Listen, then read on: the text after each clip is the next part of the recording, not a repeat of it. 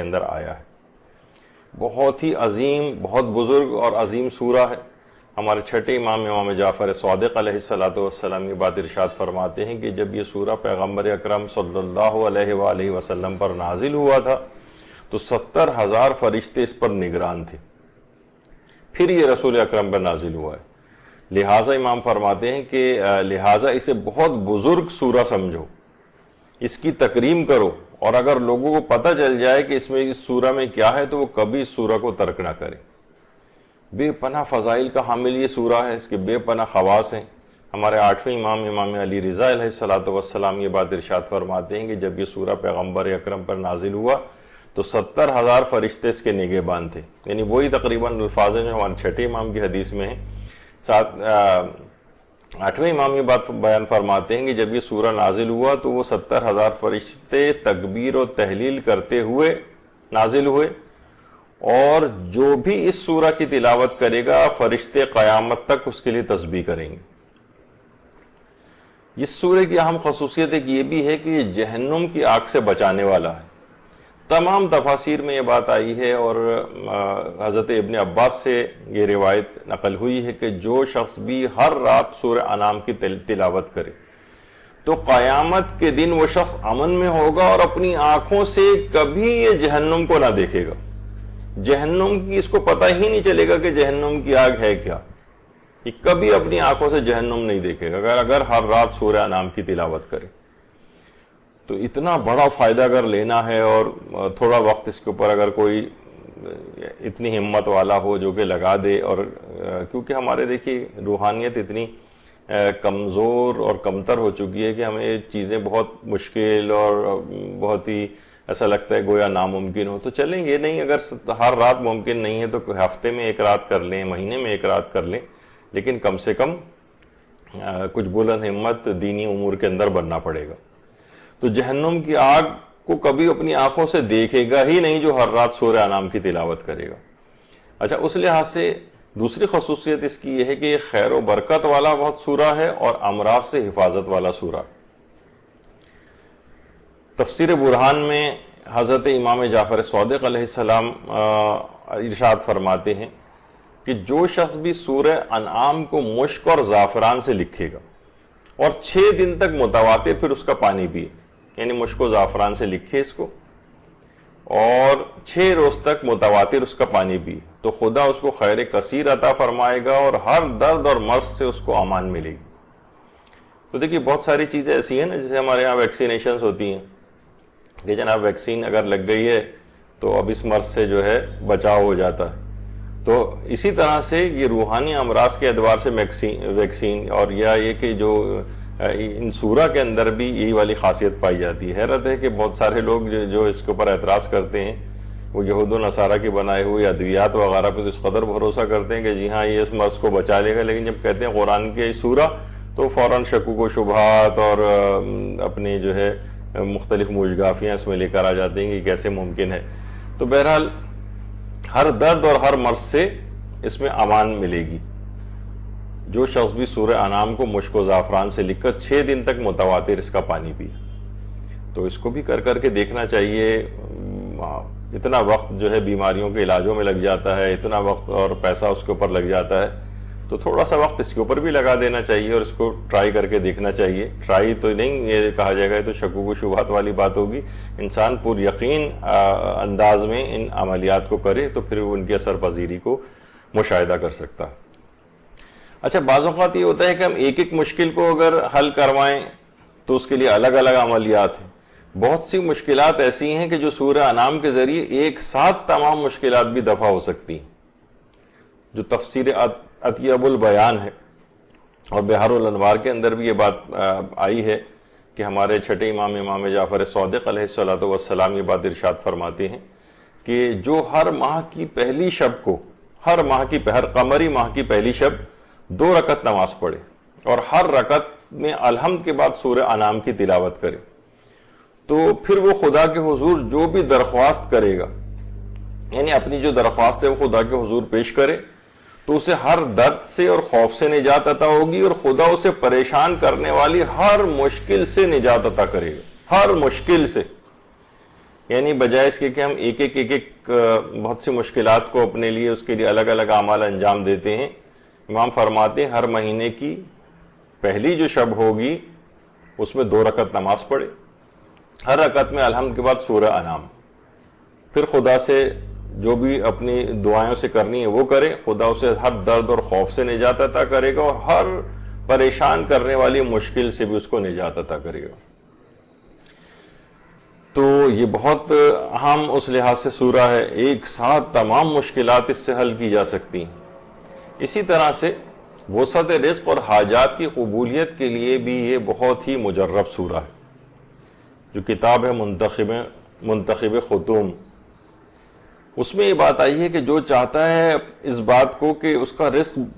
بہت زیادہ وسیع ہو جائے اور اس کی حاجات ساری پوری ہوں، تو وہ یا تو شب جمعہ یا روز جمعہ قبلہ رخ بیٹھ جائے اور سورہ الحمد کے بعد سورہ انعام کی آیت 123 تک پڑھے، بلکہ 124 تک بھی پڑھ لے، یعنی شب جمعہ یا روز جمعہ قبلہ رخ بیٹھ کر پہلے سورہ الحمد پڑھے، پھر سورہ انعام پڑھتے پڑھتے پڑھتے یہاں تک کہ اس کی آیت نمبر 124 آ جائے، وہاں تک پڑھ لے، پھر اس کے بعد 2 رکعت نماز پڑھے، اور 2 رکعت نماز ختم کرنے کے بعد اسی سورہ انعام کی جو 124ویں آیت تک پڑھا تھا یہاں سے پھر پڑھنا شروع کرے اور آخر سورہ تک پڑھے، اور پھر اس کے بعد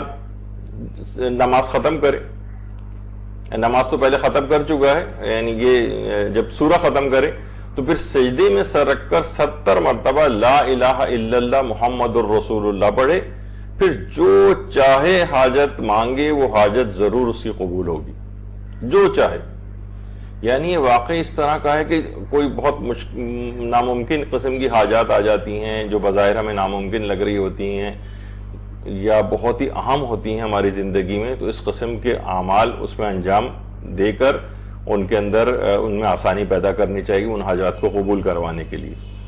یعنی شب جمعہ یا روز جمعہ قبلہ رخ بیٹھنا ہے، سورہ الحمد پڑھنی ہے، اس کے بعد سورہ انعام پڑھتے پڑھتے آیت 124 تک آئیں، پھر اس کے بعد 2 رکعت نماز پڑھیں اور پھر 124ویں آیت سے پھر شروع کریں اور آخر سورہ تک پڑھیں، پھر سجدے میں جا کر 70 مرتبہ لا الہ الا اللہ محمد الرسول اللہ کہیں، اور جو بھی آپ کی وہ اہم ترین حاجت یا حاجات ہیں وہ آپ مانگیں، انشاءاللہ وہ ضرور بالضرور قبول ہو جائیں گی۔ تو یہ وسعت رزق کے حوالے سے بھی ہے اور یہ حاجات کی قبولیت کے اعتبار سے بھی ہے۔ دیکھیے اس قدر ہی اہم بات ہے کہ ہمارے مملکت اسلامی ایران میں مجالس ختم سورہ انعام کا یہ عمل کہ بہت زیادہ وہاں پر رائج ہے، لوگ وہاں پر جمع ہو کر سورہ انعام کی تلاوت کرتے ہیں اپنی حاجات کے لیے۔ یعنی ایک تو ہے کہ انسان اکیلے گھر میں پڑھے، وہاں پر باقاعدہ اس کی اجتماعی مجالس منعقد کی جاتی ہیں اور وہ ختم جمعی سورہ انعام، یعنی سب لوگ مل کر وہاں پر اس سورہ انعام کو پڑھتے ہیں۔ خواتین وہاں پر اس کے لیے الگ اس کا اہتمام کرتی ہیں، سب خواتین جمع ہوتی ہیں کہ سورہ انعام کا ختم ہے، سب اپنی اپنی حاجات جو ہے وہاں پر آ کر سورہ انعام کے اسی نیت سے پڑھی جاتی ہے کہ ہماری وہ حاجات پوری ہو جائیں۔ یہ ایران میں بہت زیادہ رائج ہے اور بہت ہی اچھا ایک عمل ہے، اس کو یہاں پر بھی اس لحاظ سے رائج کرنا چاہیے۔ پھر اس کے بعد کھانا وانا بھی وہاں پر پکایا جاتا ہے، کھانا کھلایا بھی جاتا ہے اس لحاظ سے وہاں پر۔ تو یہ چیزیں اس طرح کی ہیں۔ البتہ وہاں پر ایک چیز یہ بھی ہے کہ اس کو خاص طریقے سے اس عمل کو کیا جاتا ہے، یعنی وہاں سب لوگ سورہ انعام کو پڑھنا شروع کرتے ہیں اور درمیان میں سورہ انعام کو روک کر کچھ چیزیں اور بھی پڑھی جاتی ہیں، یعنی بیچ میں سورہ انعام پڑھتے گئے، پھر اس کو روک دیا، پھر دعائیں پڑھنے لگے، اس کے بعد 11 مرثیے وہاں پر پڑھے جاتے ہیں، یعنی خاص ایک طریقہ کار۔ تو آیت اللہ ناصر مکارم شیرازی سے ایک استفتاء کیا گیا، لوگوں نے کہا کہ آپ یہ بتائیے کہ جو یہ مراسم ختم سورہ انعام ہے کیا یہ کسی روایت میں آیا ہے یا اس طرح سے جو ایک چیز رائج ہو گئی ہے یہاں پر، کیا اس کو اس انداز سے پڑھنا چاہیے؟ تو آیت اللہ ناصر مکارم شیرازی نے پھر اس کا جواب دیا کہ یہ جو طریقہ اس انداز سے رائج ہے کہ بیچ میں 11 مرثیے پڑھنا اور بیچ میں روک کر دعائیں پڑھنا یا جو بھی اس طرح سے، یہ کسی حدیث میں تو نہیں آیا ہے، البتہ حاجات کے لیے سورہ انعام کا جو یہ عمل ہے، حاجات کے لیے سورہ انعام کی جو تلاوت ہے، اس کا حکم روایات کے اندر آیا ہے، اور فرماتے ہیں کہ اس میں کوئی شک ہی نہیں ہے کہ اس کی تلاوت سے مشکلات حل ہوتی ہیں۔ اس میں کوئی شک کی بات نہیں کہ سورہ انعام کی تلاوت سے مشکلات حل ہوتی ہیں، لہٰذا اس کی مجالس کو منعقد کرنا چاہیے، اس میں کوئی حرج نہیں ہے۔ البتہ اس کی تلاوت کو روک کر دیگر چیزیں بیچ میں ڈالنا، تو کوشش یہ کریں کہ اس طرح کی چیزوں کے اضافے نہ کریں، یعنی اگرچہ یہ حرام نہیں قرار دیا ہے، لیکن یہ کہہ رہے ہیں کہ بس سورہ انعام کو پڑھنا تو سورہ انعام پڑھتے ہوئے جائیں، اور تلاوت کرنے کے بعد جو ہیں وہ دعائیں پڑھیں، یا مرثیے جو اگر کسی کو پڑھنے 11 مرثیے جتنے بھی ان کی تعداد ہو، اگر پڑھنا چاہے تو وہ اس سورہ کی تلاوت کرنے کے بعد پڑھے۔ تو اصل میں دیکھیے ہوتا یہ کہ لوگ خاص طریقے وضع کر کے پھر اسی کو ایک شرعی طور پر سمجھنے لگتے ہیں، لہٰذا اسے سادہ طریقے سے پڑھا جائے، یعنی سب لوگ جمع ہوں، اپنی اپنی حاجات کے لیے بیٹھ کر سورہ انعام پڑھیں، پھر اس کے بعد جو بھی ان کو کرنا ہے، دعائیں کرنی ہیں، مرثیے پڑھنے ہیں، نوحہ پڑھنا ہے، کوئی مجلس پڑھنا ہے، کوئی بھی چیز کریں اس کے بعد کریں۔ حرام نہیں ہے اگر کوئی بیچ میں بھی اس طرح سے کرتا ہے، لیکن بہرحال یہ کہ اور ان رسوم و رواج کی بھی بہرحال ایک حد تک اہمیت ہوتی ہے، لیکن بعض اوقات لوگ ان کو شرعی طریقہ سمجھنے لگتے ہیں کہ شاید اسلام نے اس طرح سے کرنے کا کوئی حکم دیا ہے، تو ظاہر ہے اس لحاظ سے کوئی شرعی چیز وضع نہ کی جائے اپنی طرف سے، ایک سادہ طریقے سے اس کو انجام دیں، سورہ انعام کو پڑھیں، اور اس چیز کو یہاں پر بھی رائج ہونا چاہیے کہ سب لوگ بیٹھیں ایک جگہ پر اور بیٹھ کر سورہ انعام کی تلاوت کریں۔ اچھا، اس کے بعد جو اس کی اور اہمیت ہے اور فضیلت والی چیز ہے وہ یہ ہے کہ قیامت تک تسبیح ملائکہ کا ثواب اس سورہ کی تلاوت کرنے والے کو عطا کیا جاتا ہے۔ تفسیر قمہ میں بھی یہ بات آئی ہے، تفسیر نور الثقلین میں بھی ہے، جو بھی اس سورہ کی تلاوت کرے گا اسے قیامت تک تسبیح ملائکہ کا ثواب عطا کیا جائے گا۔ اچھا، اب اس سورہ کا موضوع کیا ہے، یعنی اس کا سبجیکٹ کیا ہے، اس موضوع کیا ہے اس سورہ کا؟ تو آیت اللہ سید محمد حسین طباطبائی یہ بات ارشاد فرماتے ہیں کہ کیونکہ یہ سورہ مکے میں نازل ہوا ہے، اس لیے اس میں توحید و نبوت و قیامت کے عقائد کا بیان ہے، اور یہی اس کا موضوع ہے۔ کیونکہ مکی سورہوں کے اندر اس بات کیونکہ اسلام نیا نیا آ رہا تھا، تو وہاں عقائد کی بات جو ہے وہ زیادہ کی جاتی تھی، اس کو مین فوکس کیا جاتا تھا، جبکہ مدینے میں حکومت تشکیل ہو گئی تھی، اس کے بعد سماجی اور احکام والی جو آیات ہیں وہ زیادہ تر مدینے کے اندر نازل ہوئیں، جو اس کا موضوع توحید، نبوت، قیامت وغیرہ کے عقائد کا بیان ہے۔ اچھا، اس کی اور جو فضیلتیں بیان ہوئی ہیں وہ یہ کہ یہ سورہ جو ہے غصے اور غضب کو کم کرنے والا بھی ہے۔ خواص آیات قرآن کریم، علامہ باقر نجفی کی جو کتاب ہے اس میں یہ بات آئی ہے کہ جو بھی سورہ انعام کی آیت نمبر 3، سورہ انعام کی آیت نمبر 3 کی تلاوت کرے گا، آیت نمبر 3، اس میں آیت 4 ہائی لائٹ ہوئی ہے لیکن اس میں سورہ انعام کی آیت نمبر 3 کی تلاوت کرے گا، اس کا غصہ اور غضب کم ہو جائے گا، اس کا غصہ اور غضب کم ہو جائے گا۔ اور اچھا، دوسرے لوگ بھی، یعنی کثرت سے اس آیت کی اگر کوئی تلاوت کرے، اچھا دوسرے لوگ بھی اس عمل کو کر سکتے ہیں، مثلا کوئی جو بہت زیادہ غصیلہ آدمی ہے وہ اس عمل کو نہیں کر رہا ہے، غصے میں بھرا بیٹھا ہے، تو دوسرے لوگ بھی اس کی طرف سے اس عمل کو کم کر سکتے ہیں تاکہ اس کا وہ غصہ کم ہو جائے۔ پھر اس کی یہ بات کہی جاتی ہے کہ اس سورہ میں اسم اعظم ہے، جو ثواب الاعمال کتاب ہے شیخ صدوق کی، اس میں امام جعفر صادق علیہ السلام یہ بات ارشاد فرماتے ہیں کہ اس سورہ انعام میں 70 بار اسم اعظم آیا ہے، 70 بار اسم اعظم۔ امام فرماتے ہیں اگر لوگوں کو اس کی معرفت ہو جائے تو کبھی اس سورہ کو ترک نہ کریں، کیونکہ دیکھیے اسم اعظم کی ایک الگ برکات ہیں۔ اس موضوع پر ایک درس بھی ہمارے مدرسے میں ہو چکا ہے کہ اسم اعظم کیا ہے، اسم اعظم کو حاصل کرنے سے کتنی طاقتیں بھی انسان کے پاس آ سکتی ہیں، اور وہ خود کیسے اس کا مظہر بن سکتا ہے اس اسم پروردگار کا، تو وہ اس کے اندر ذرا تفصیل بیان ہوئی جو اس کے شائقین ہیں وہ ہمارے جو اسم اعظم کے سلسلے میں 2 درس یہاں پر ہوئے ہیں، اس کو انٹرنیٹ پہ سرچ کر کے، یوٹیوب پہ سرچ کر کے اس کو سنا جا سکتا ہے۔ تو اس سورہ میں اسم اعظم ہے، بلکہ 70 مرتبہ اسم اعظم آیا ہے۔ پھر اس کے ایک اور فائدہ یہ ہے کہ یہ سورہ ڈپریشن اور غموں کو دور کرنے والا ہے۔ جو کتاب ہے وہی خواص آیات قرآن کریم، اس میں بات بیان ہوئی ہے کہ جو بھی شخص سورہ انعام کی آیت نمبر 17 اور آیت نمبر 18 یہ اگر کوئی شخص خالص نیت کے ساتھ سوتے وقت 7 مرتبہ تلاوت کرے، 7 مرتبہ تلاوت اگر کرے گا سوتے وقت اس آیت کو، ان 2 آیات کو، آیت نمبر 17 کو اور 18 کو، تو جب وہ سو کر اٹھے گا تو اس کا ڈپریشن اور وہ جو غم ہے وہ زائل ہو جائے گا۔ تو آیت نمبر 17 اور 18 کو خالص نیت سے سونے سے پہلے 7 مرتبہ تلاوت کر کے سوئیں، تو ڈپریشن اور جو غم اندو انسان کے اس کے اوپر ہوتا ہے، اور وہ جب اٹھے گا تو وہ چیز زائل ہو چکی ہوگی۔ اسی طرح سے کنویں کا پانی، یہاں پر بہت زیادہ پانی کی بھی کمی ہوتی ہے، لوگ بورنگ وغیرہ کرتے ہیں، اور تو کچھ عرصے میں کیونکہ ہر جگہ ہر گھر بورنگ کروا رہا ہے تو سطح جو پانی کی ہے وہ زمین میں کم ہونے لگتی ہے، مزید پھر اور گہرائی میں کھدوانی پڑتی ہے۔ تو کنویں کا پانی زیادہ اور بابرکت کرنے والا سورہ ہے، یعنی اگر کوئی کسی جگہ پانی کم ہو کسی کنویں میں،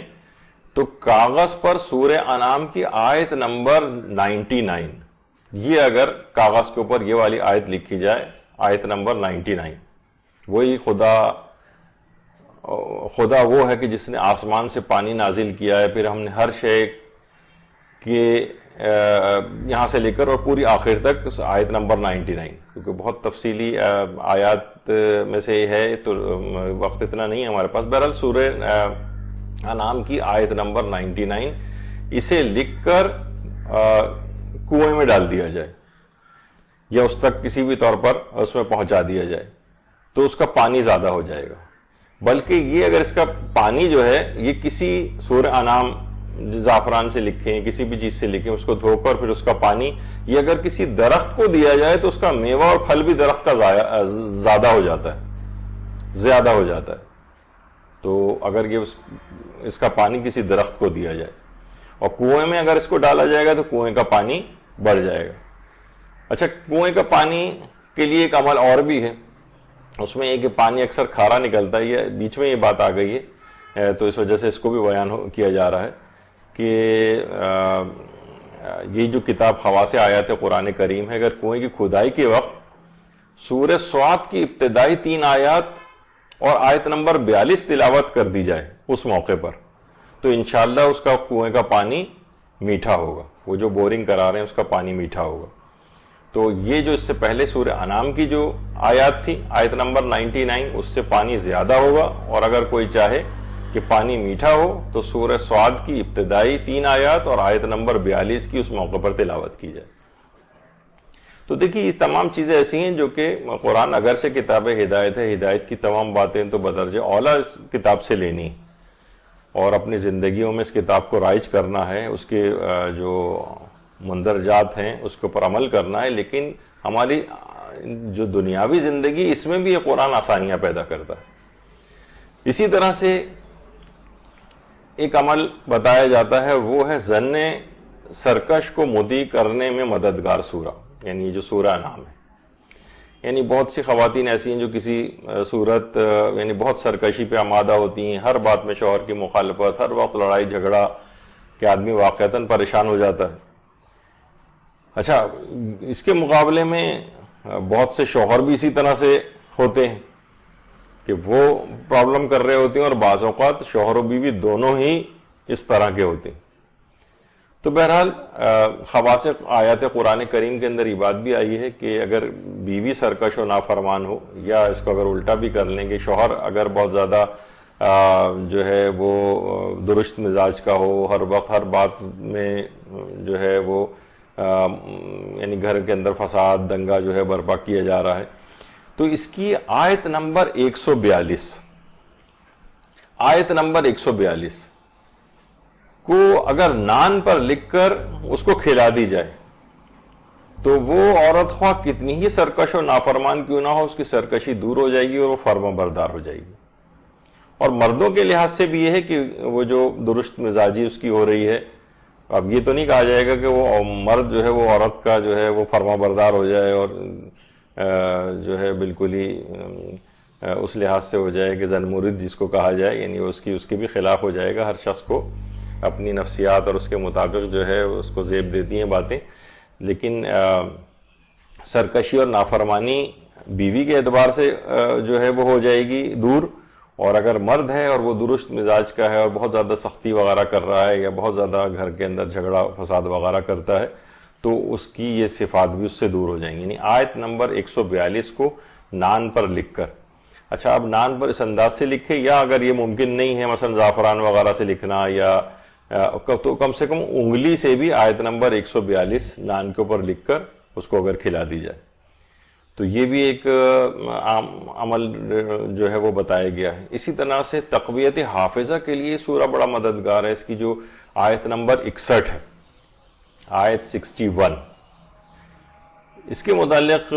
یہ بات آئی ہے، علماء لکھتے ہیں کہ اگر مرغی کے انڈے پر لکھ کر اسے کھا لیا جائے، آیت نمبر 61 کو لکھا جائے اور پھر اس انڈے کو کھا لیا جائے تو اس کا حافظہ بہت قوی ہو جاتا ہے۔ یہ بات بہت مجرب ہے۔ اسی طرح سے جھگڑے اور اختلافات کو دور کروانے والا یہ سورہ ہے، صلح صفائی کروانے والا ہے۔ اس کی جو آیت نمبر 115 ہے، آیت نمبر 115، اچھا اس کو اگر 3 مرتبہ پڑھ کر کسی ایسے شخص پر پھونک مار دی جائے جس سے صلح و صفائی مقصود ہے تو وہ شخص صلح پر آمادہ ہو جاتا ہے، بلکہ یہاں تک ملتا ہے کہ وہ معافی تک آپ سے مانگ لے گا۔ اس کی سورہ انعام کی آیت نمبر 115، اس کو 3 مرتبہ پڑھ کر کسی ایسے شخص پر پھونک مار دی جائے جس سے آپ کی صلح صفائی کرنا مقصود ہے، جھگڑا ہو گیا اس سے، لڑائی ہو گئی ہے اس سے، اور آپ چاہتے ہیں کہ اس سے صلح صفائی ہو جائے، تو صلح صفائی کے اوپر یہ آمادہ کروانے والا سورہ ہے۔ نہ صرف یہ کہ وہ شخص جو کہ ابھی تک بالکل اکڑا اکڑا پھر رہا تھا آپ سے، نہ صرف یہ کہ وہ صلح پر آمادہ ہو جائے گا بلکہ ممکن ہے کہ معافی بھی مانگ لے۔ تو یہ اس کے دیکھیے اس کی جو الگ الگ آیات کے جو خصوصیات ہیں، ظاہر ہے جب پورا ہی سورہ پڑھیں گے تو ان تمام آیات کے بھی فوائد اس کے اندر آ جائیں گے، لیکن الگ سے بھی اگر پورا بھی سورہ نہ پڑھیں تو الگ الگ حاجات کے لیے اس کی مختلف قسم کی آیات سے بھی استفادہ کیا جا سکتا ہے۔